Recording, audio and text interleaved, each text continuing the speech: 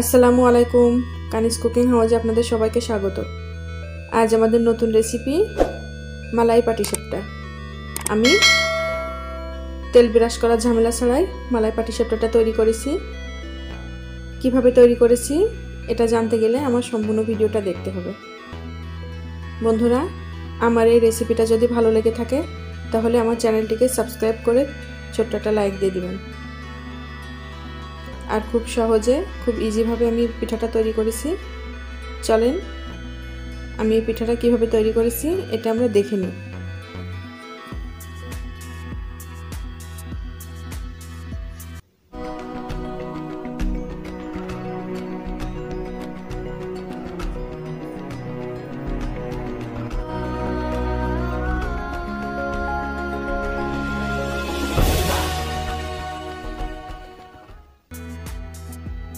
আমি এখানে একটা কড়াই নিয়েছি। কড়াইয়ের মধ্যে দিয়ে দিচ্ছি আমি চাউলের গুঁড়ি। আমি এখানে 3 চামচ চাউলের গুঁড়ি দিয়েছি। চাউলের গুঁড়িটা আমি এখন একটু তাওয়ার মধ্যে ভালো করে টেলে নিচ্ছি। হালকা একটু লাল করে আমি ভেজে নেব। বন্ধুরা, আমি এখানে চাউলের গুঁড়ির খিরসা তৈরি করব। আপনারা চাইলে এখানে সুজি দিতে পারেন, অনেকে সুজি দেয়। আমি চাউলের গুঁড়িটা দিয়ে আজকে আপনাদের খিরসা তৈরি করে দেখাবো। এখন আমি দিয়ে দিচ্ছি দুধ।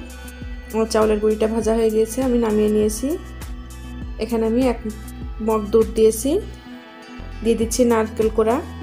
আমি এখানে হাফ কাপ নারকেল কোড়া দিচ্ছি। দিয়ে দিচ্ছি চিনি। চিনিটা পরিমাণ মতো।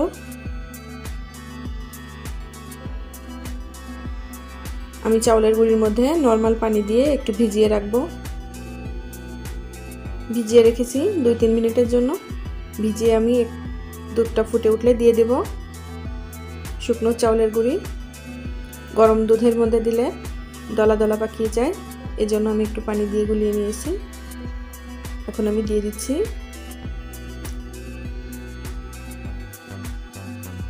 এখন দুধটা অনবরত নাড়তে হবে,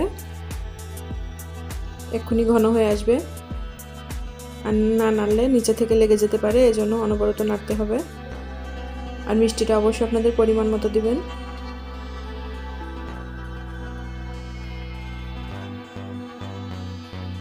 অনেকে মিষ্টির মধ্যে লবণ খেতে চায় না, আমি এখানে সামান্য পরিমাণ লবণ দিয়েছি। আপনারা চাইলে দিতেও পারেন, নাও পারেন। আমার খিরসাটা তৈরি হয়ে গিয়েছে, আমি এখন চুলা থেকে নামিয়ে নিব।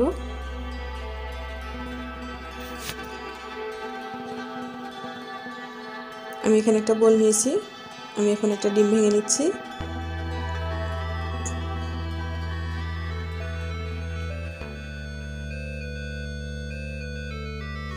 ডিমটা আমি সামান্য ফেটিয়ে একটু লবণ দিয়ে দেব। লবণটা পরিমাণ মতো দিতে হবে। এরপর আমি পানি দিয়ে দেব।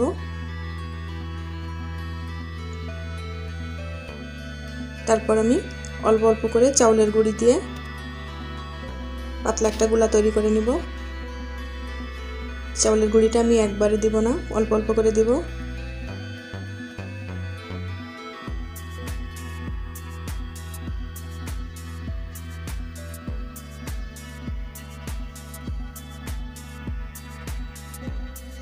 দেখেন আমার গোলাটা একবারে রেডি হয়ে আসছে। এখন আমি দিয়ে দিচ্ছি তেল। আমি গোলার মধ্যে তেল দিয়ে দিয়েছি। এখানে আমি 2-3 টেবিল চামচের মতো তেল দিয়েছি। আমার গোলাটা এমনিতেই রেডি হয়ে গিয়েছে। আমি চুলাতে দিয়ে দিয়েছি একটা ফ্রাই প্যান। এখন আমি গোলা দিয়ে দিচ্ছি। দেখেন আমার তেল দেওয়া লাগবে না, এমনিতেই পিঠাটা খুব সুন্দর উঠে আসবে। আমি ঘুরিয়ে ঘুরিয়ে দিচ্ছি, এভাবে করে ঘুরিয়ে ঘুরিয়ে পাতলা করে দিতে হবে।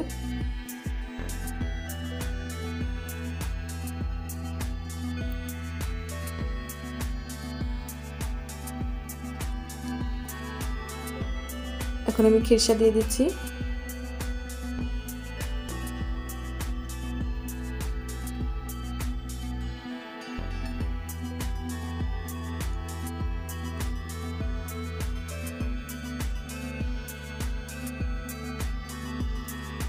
খিরসাটা দিয়ে এভাবে করে ভাজতে নিতে হবে। দেখেন কতটা নরম হয়েছে, কতটা সফট হয়েছে আমার পিঠাটা। দেখেন একদমই তেল ব্রাশ করা লাগলো না, একবারে পিঠাটা উঠে এসেছে অনেক সুন্দর হয়ে। এভাবে করে আপনারা কড়াইতেও করতে পারবেন। যাদের ননস্টিকের প্যান নেই তারা কড়াইতে করতে পারবে। আমি আরেকটা পিঠা করে দেখাবো।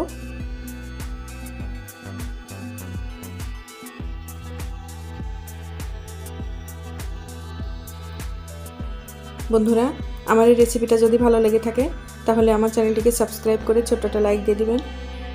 অবশ্যই লাইক দিবেন, আপনাদের একটা লাইক আমাদের কাজের অনুপ্রেরণা বেড়ে যায়। কমেন্ট করবেন বেশি বেশি, আপনাদের ফ্রেন্ডদের মধ্যে শেয়ার করবেন,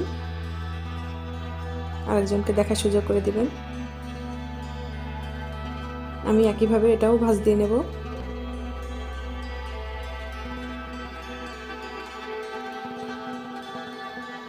পিঠাটা অনেক নরম হয়েছে, খেতে অনেক সুস্বাদু হয়েছে।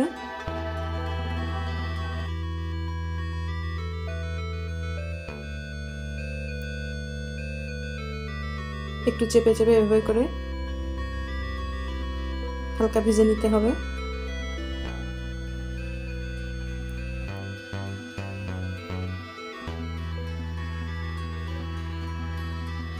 আমি এখন চুলা থেকে নামিয়ে দিচ্ছি।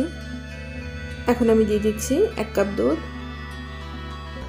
আমি এখন মালাইটা তৈরি করে নেব। এখন দিয়ে দিচ্ছি আমি গুঁড়া দুধ।